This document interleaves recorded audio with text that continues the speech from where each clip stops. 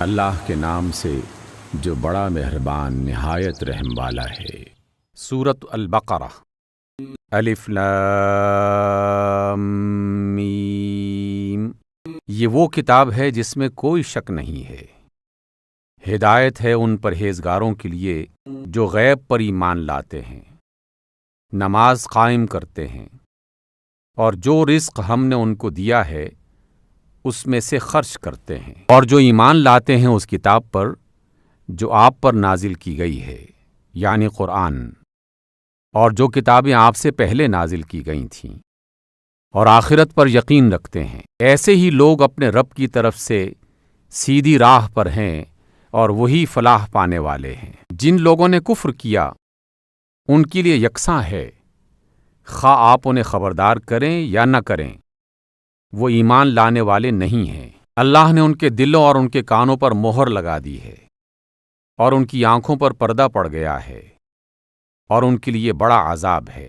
لوگوں میں کچھ ایسے بھی ہیں جو کہتے ہیں کہ ہم اللہ پر اور آخرت کے دن پر ایمان لائے ہیں، حالانکہ وہ مومن نہیں ہیں۔ وہ اللہ کو اور ایمان لانے والوں کو دھوکہ دینا چاہتے ہیں، مگر حقیقت میں وہ خود اپنے آپ ہی کو دھوکے میں ڈال رہے ہیں، اور وہ شعور نہیں رکھتے۔ ان کے دلوں میں ایک بیماری ہے جسے اللہ نے اور زیادہ بڑھا دیا ہے۔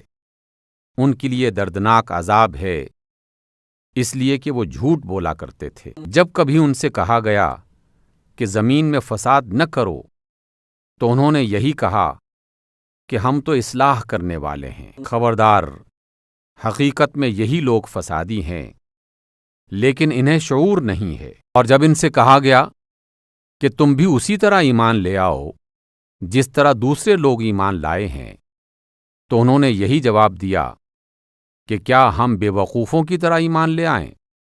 خبردار، حقیقت میں تو یہ خود بے وقوف ہیں، مگر یہ جانتے نہیں ہیں۔ جب یہ اہل ایمان سے ملتے ہیں تو کہتے ہیں کہ ہم ایمان لائے ہیں، اور جب تنہائی میں اپنے شیطانوں سے ملتے ہیں تو کہتے ہیں کہ اصل میں تو ہم تمہارے ساتھ ہیں، اور ان لوگوں سے محض مذاق کر رہے ہیں۔